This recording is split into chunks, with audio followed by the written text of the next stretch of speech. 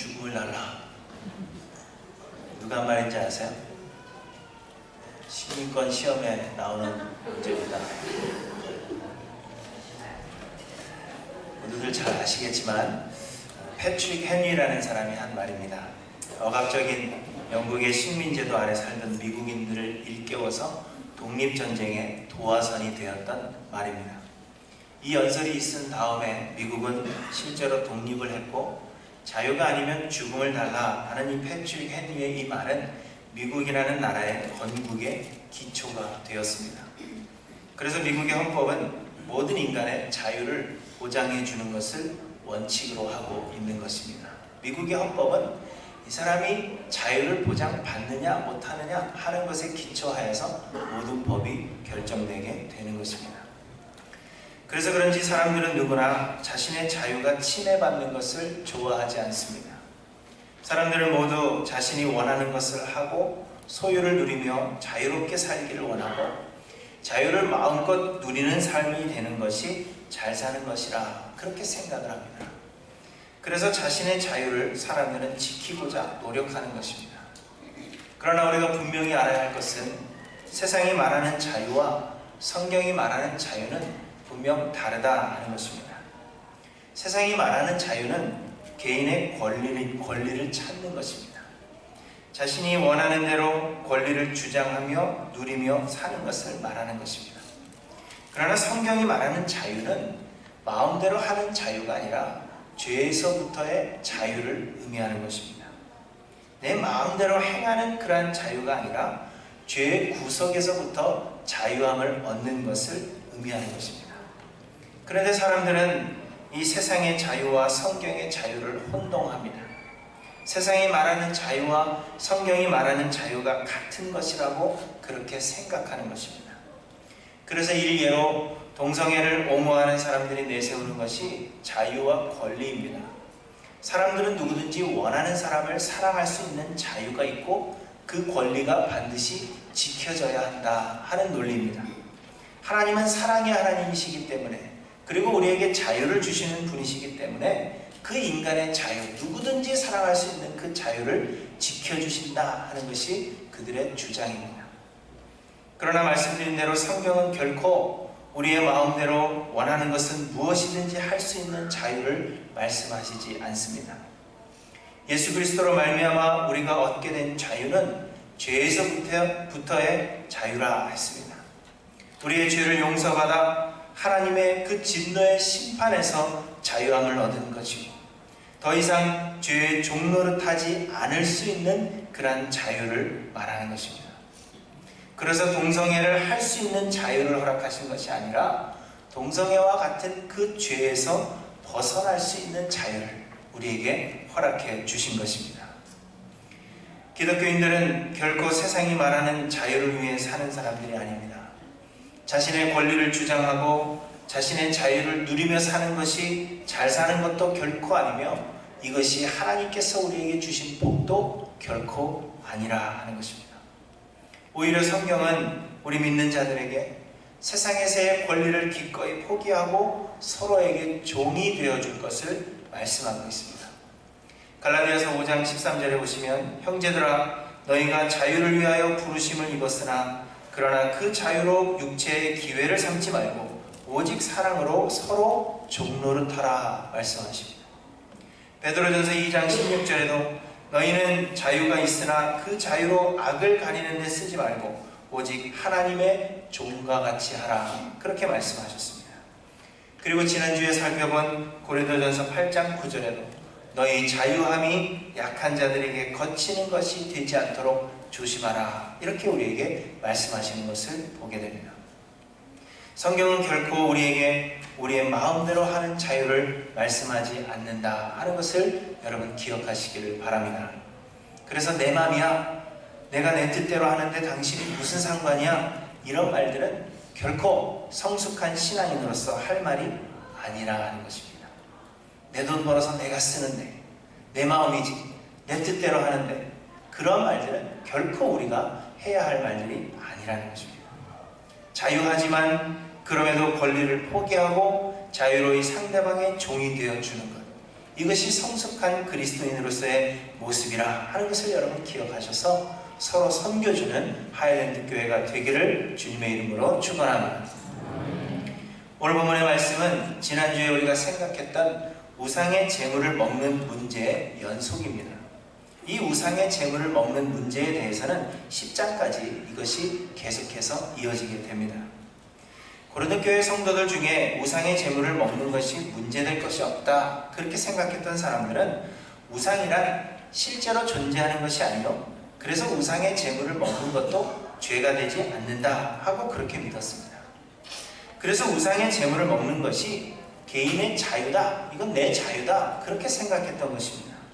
무엇을 먹고 무엇을 마시든지 하는 것은 개인의 자유요, 먹고 싶은 것을 마음대로 먹는 것은 자신들의 권리다 그렇게 주장했던 것입니다.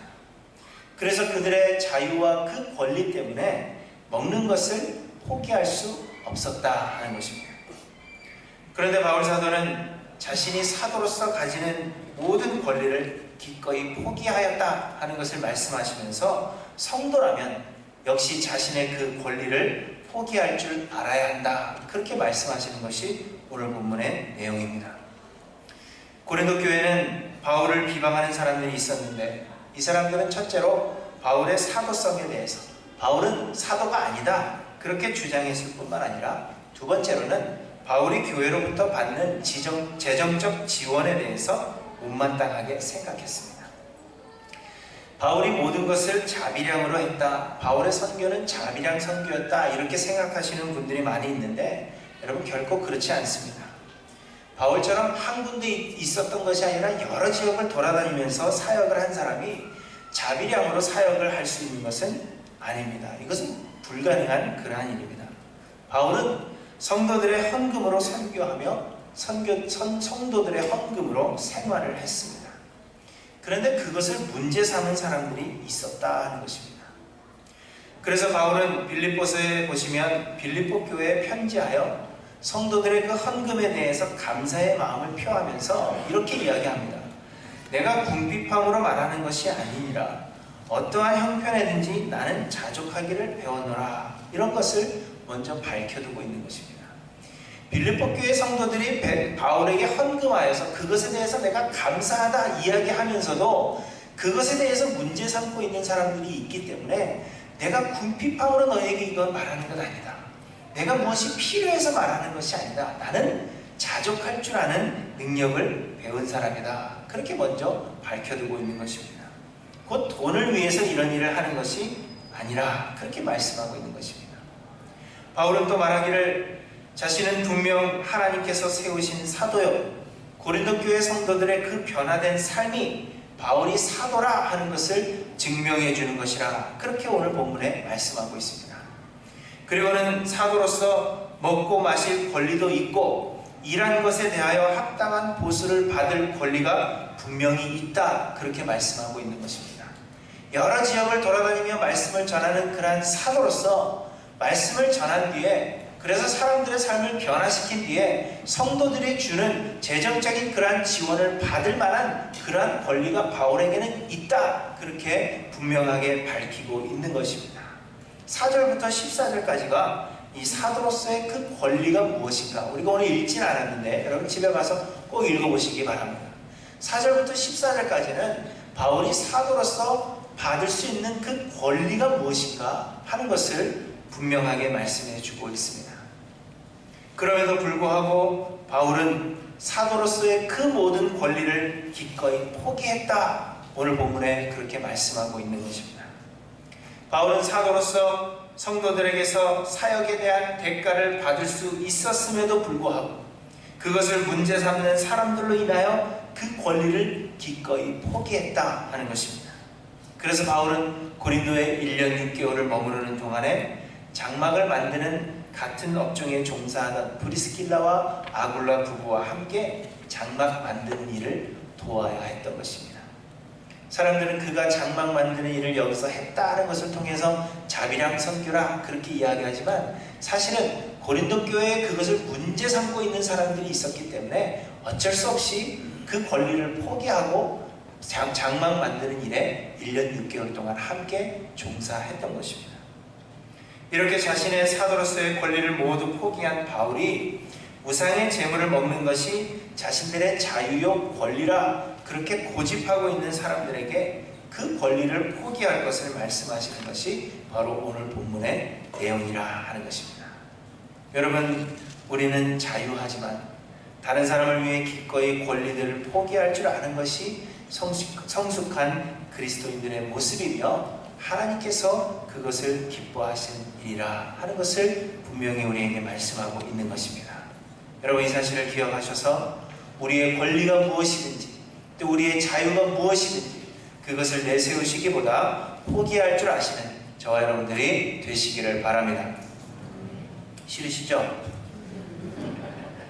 오늘은 이 본문의 말씀을 통해서 왜 우리의 권리를 포기하는 것이 올바른 것인가, 우리에게 그 자유가 있고 권리가 있음에도 불구하고 그것을 포기하는 것이 왜 올바른 것인가 몇 가지로 생각해 보고자 합니다. 첫째로는 우리의 행하는 모든 일들이 부득불하는 일이기 때문입니다. 본문 16절에 보시면 바울은 자신의 사역을 감당하는 것에 대해서 이렇게 말씀하고 있습니다. 내가 복음을 전할지라도 자랑할 것이 없음은 내가 부득불할 일임이라. 만일 복음을 전하지 아니하면 내게 화가 있을 것이로다. 이렇게 이야기합니다. 부득불할 일이라 하는 것은 바울이 원해서 복음을 전하는 것이 아니라 하는 것입니다.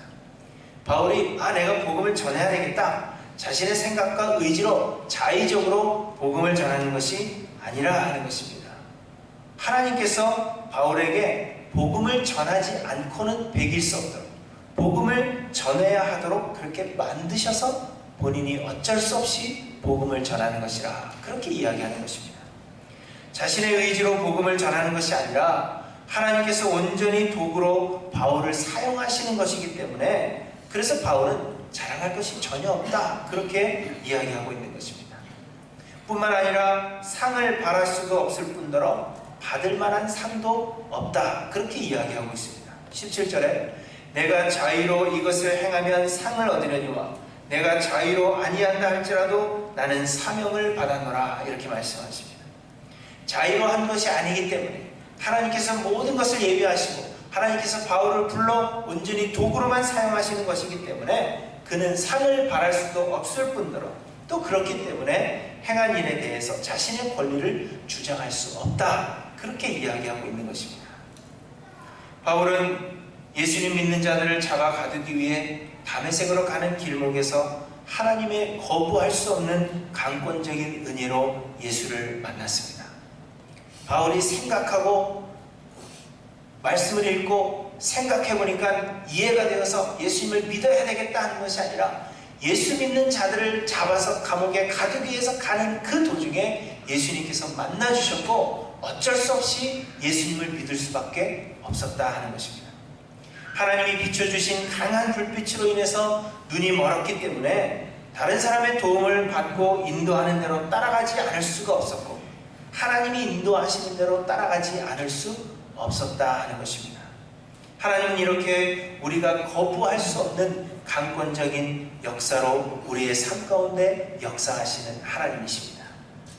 그 후로 하나님은 복음 전파의 사역에 필요한 모든 것을 예비하시고 그 길을 친히 인도하셨으며 바울을 친히 도구로 사용해 주셨다 하는 것입니다. 바울이 믿고 싶어서 믿고 전하고 싶어서 전하는 것이 아니라 하나님의 강권적인 은혜가 바울을 예수 믿게 하였으며 하나님의 모든 예비하심과 강권적인 은혜가 바울로 하여금 복음을 전하지 않을 수 없게 한 것이기 때문에 바울은 복음을 전한 다음에도 그것에 대한 권리를 주장할 수 없었다 그렇게 이야기하고 있는 것입니다. 예레미야 선지자도 고백하기를 내가 다시는 여호와를 선포하지 아니하며 그 이름으로 말하지 아니하리라 하면 나의 중심이 불붙는 것 같아서 골수에 사무치니 답답하여 견딜 수 없나이다 이렇게 이야기했습니다. 하나님의 말씀을 유다 백성들에게 전하여도 듣는 사람도 없고 오히려 말씀 전하는 예레미야 선지자를 미워하고 핍박하고 배척하는 것 때문에 이제 내가 다시는 하나님의 말씀을 전하지 않겠다, 이것 전해서 도대체 무슨 소용이 있는가 그렇게 생각하고 전하지 않으려고 하는데 그 마음이 불붙는 것 같아서 하나님의 말씀을 토해내지 않고는 내가 견딜 수 없었다 그렇게 고백하는 것입니다. 전하지 않고서는, 토해내지 않고서는 견딜 수 없는 것. 하나님께서 우리에게 맡기신 그 사역을 우리가 감당하지 않고서는 견뎌낼 수 없는 것. 그래서 우리의 자의로 행하는 것이 아니라 하나님의 은혜로 행하는 것. 그것이 바로 우리의 삶이요 우리의 사역이라 그렇게 고백하고 있는 것입니다. 바울의 복음 전파 역시 그 중심이 불붙는 것 같아서 토해내지 않을 수 없었다 하는 것입니다.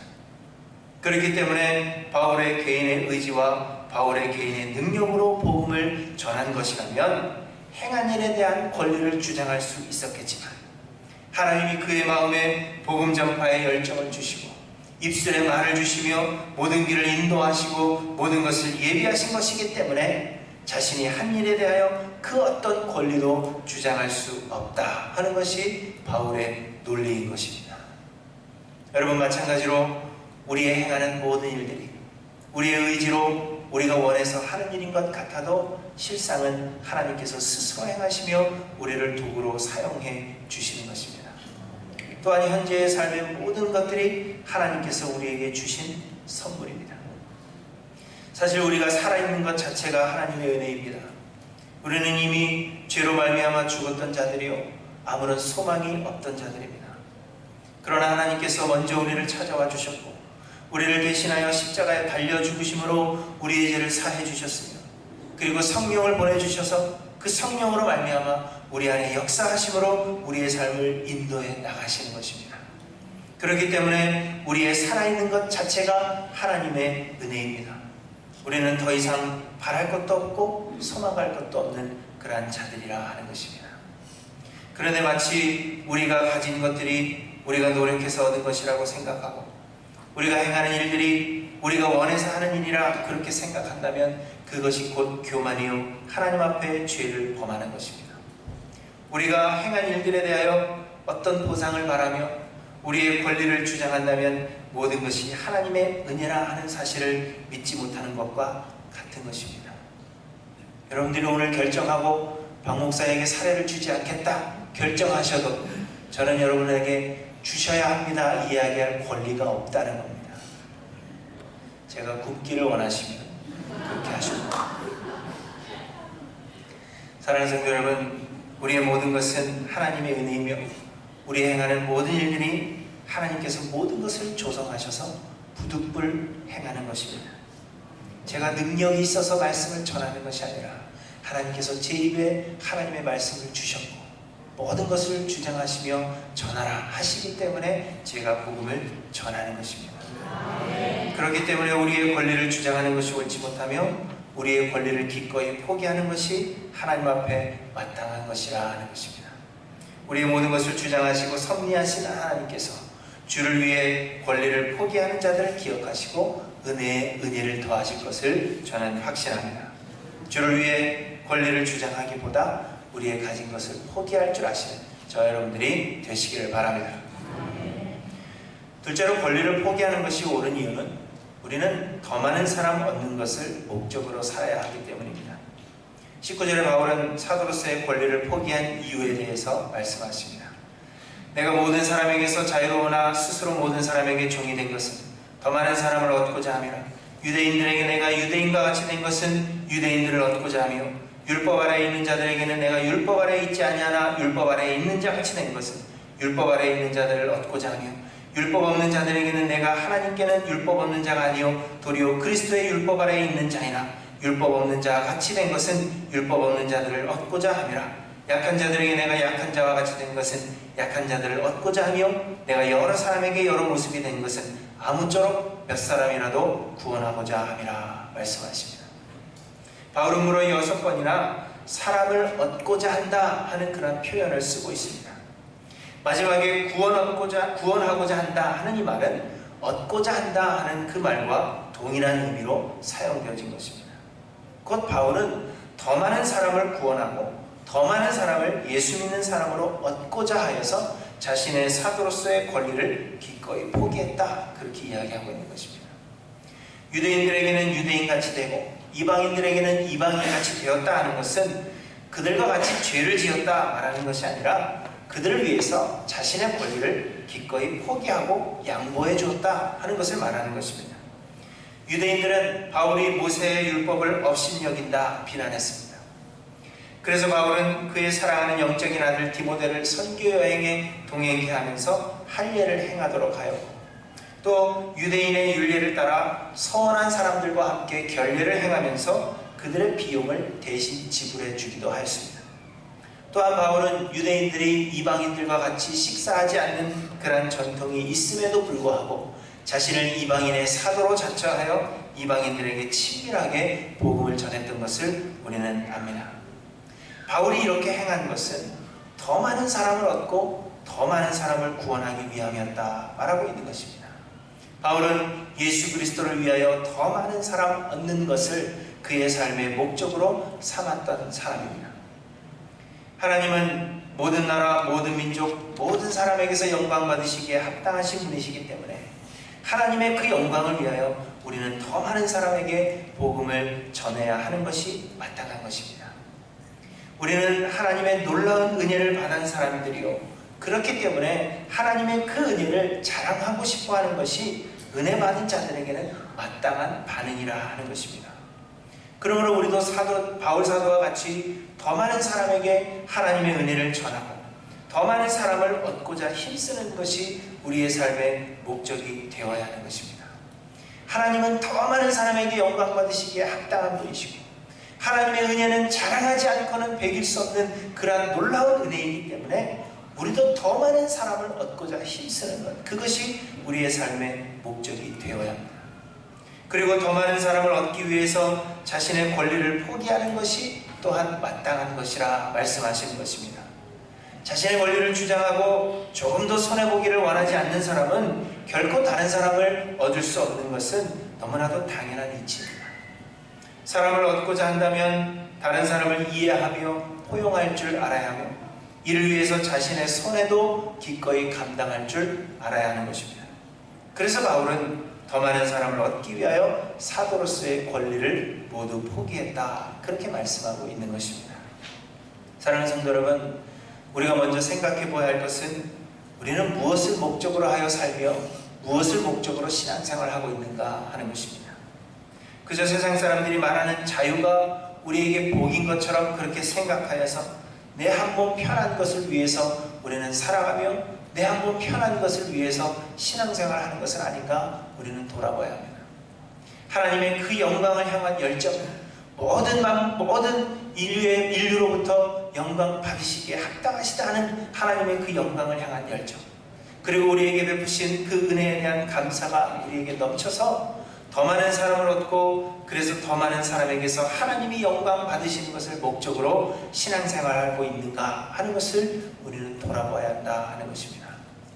여러분, 더 많은 사람을 얻는 것이 우리의 삶의 목적이기 때문에 그래서 우리는 우리의 권리를 주를 위해 기꺼이 포기해야 하는 것이 마땅하다 하는 사실을 여러분 기억하시기를 바랍니다.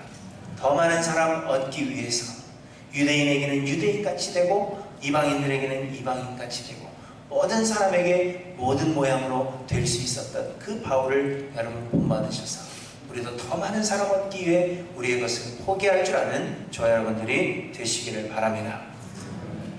셋째로 우리의 권리를 포기하는 것이 옳은 이유는 우리는 썩지 아니할 면류관을 얻어야 하기 때문입니다. 23절에 보시면 내가 복음을 위하여 모든 것을 행함은 복음에 참여하고자 함이라 이렇게 말씀하십니다. 다른 번역에서는 복음 전파를 위해서 이 모든 것을 내가 행함은, 곧 모든 것을 포기함은 그로 인한 복을 누리기 위함이라 그렇게 말씀하고 있습니다. 곧 바울이 이 땅에서의 사도로서의 권리를 기꺼이 포기할 수 있었던 이유는 땅에서의 권리는 포기하지만 그러나 하나님이 주시는 진정한 복을 받아 누리기 위함이라 그렇게 이야기하고 있는 것입니다.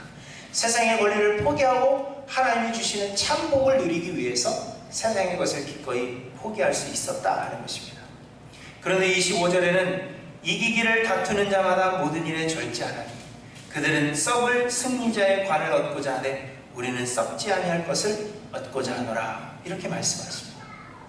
지금까지 올림픽이 한창이었죠. 그리고 오늘 이제 폐막을 하게 되는데 운동선수들이 대회를 준비하는 것을 보면 굉장히 많은 것을 절제하는 것을 보게 됩니다. 운동선수들이 먹을 것 다 먹고 자고 싶은 것 다 자고 그러면서 금메달을 받겠다, 그렇게 이야기하는 사람들은 없습니다. 체중 조절을 위해서 음식을 절제하고 더 자고 싶은 것을 줄여가면서 훈련을 하는 것은 그들이 메달을 받기 위함입니다. 체중을 조절하기 위해서 침을 계속해서 뱉어내고, 수영선수들은 조금이라도 더 빨리 가기 위해서 몸에 털을 다 민다는 사실을 여러분 아십니까?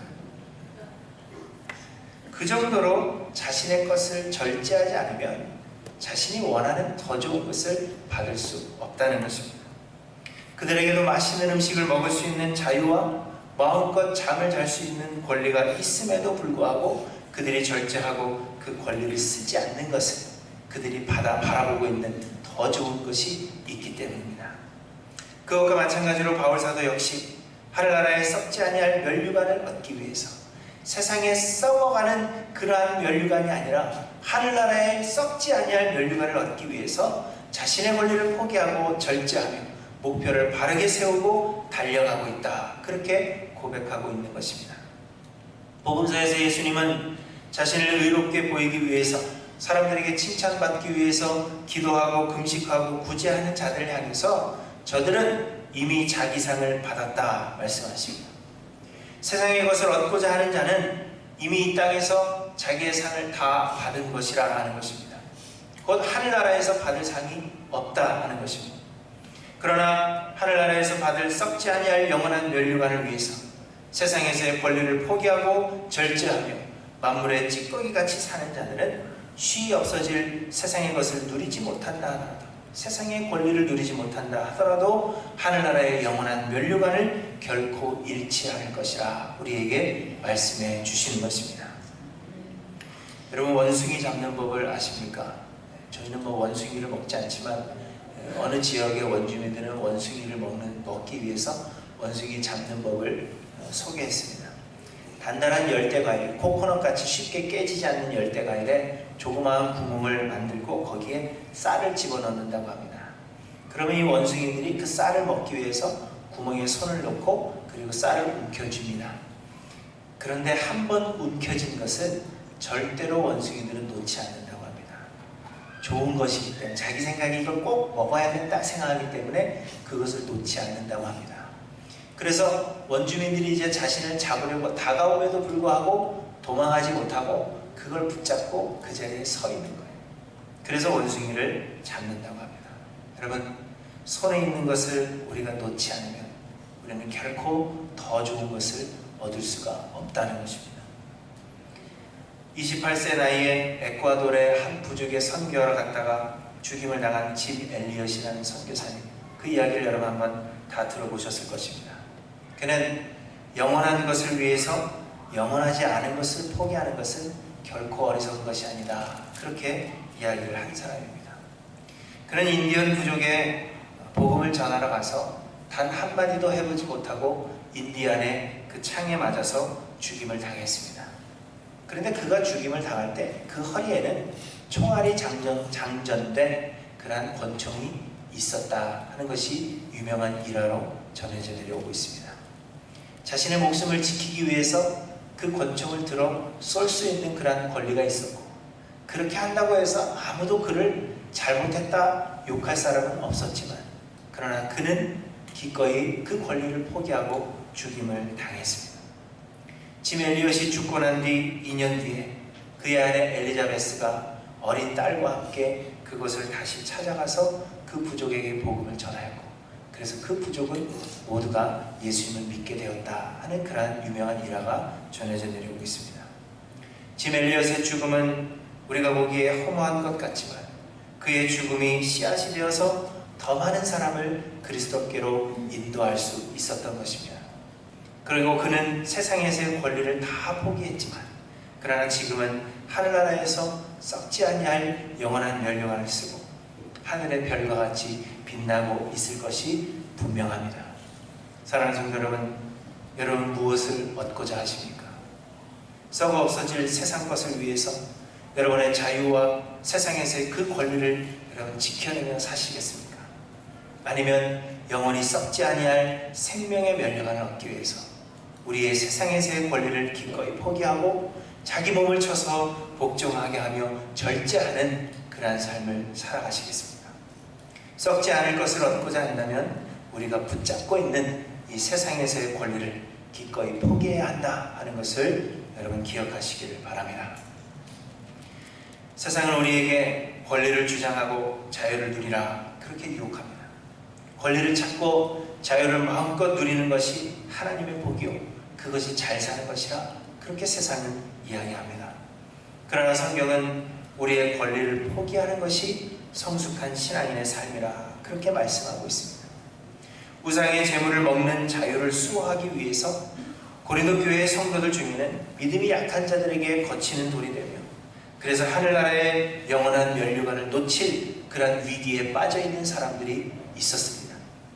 먹고 나면 금세 사라지고 그리고 돌아서면 또다시 배고픈 그것을 위해서 그것을 지키기 위해서 여러분 영원한 면류관을 포기하시겠습니까? 아니면 마음껏 먹을 수 있는 이 세상에서의 그 자유와 권리를 포기하고 영원한 하나님의 나라의 그 면류관을 여러분 가지시겠습니까? 우리에게 한번 질문해보는 귀한 시간이 되기를 소원합니다. 우리의 모든 것은 하나님의 선물이며 우리의 행하는 일은 부득불 행하는 일이기 때문에 우리는 권리를 주장할 수 없습니다. 우리의 삶은 더 많은 사람들을 얻고자 하는 것이요 그러기 위해서는 권리를 포기할 줄 알아야 하는 것입니다. 그리고 영원한 승리의 면류관을 얻으려면 쉬이 없어질 세상의 것을 포기하는 것이 마땅한 것입니다. 썩지 아니할 승리자의 관을 얻고자 영원하지 않은 것을 포기할 줄 아는 그러한 지혜자 모두 되시기를 주님의 이름으로 간절히 축원합니다. 기도하십니다.